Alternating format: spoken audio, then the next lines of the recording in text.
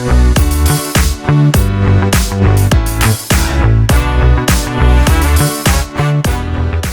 way we define employee advocacy is when an IBMer leverages, their voice, their external eminence, to amplify and champion IBM, our products, our solutions, through their personal social channels. And the result is authentic thought leadership from a subject matter expert.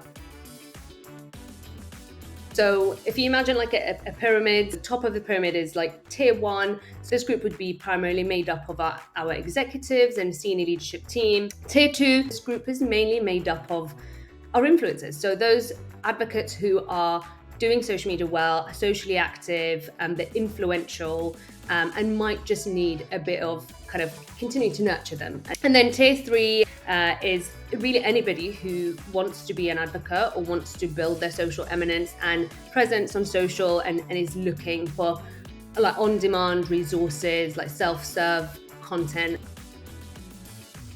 I would always start by explaining what's in it for them, but also why this is important for the brand. I would also share some examples of people who are doing it well to encourage them. It's just being able to track the data that we all know. So it's the number of followers, engagements per post, video views, and then just analyzing it. So then it's understanding what insight we can get from it, which content or campaign performed well and why. I had the pleasure of leading the social strategy for Think Riyadh. As soon as my colleagues found out that I'll be flying over to support with the event and the social strategy, they suggested that I just film and capture everything on my phone, and then we could potentially turn this into a TikTok video.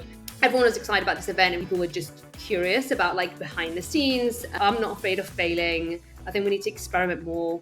And we just went for it. So I'm glad that it did resonate, it did perform well.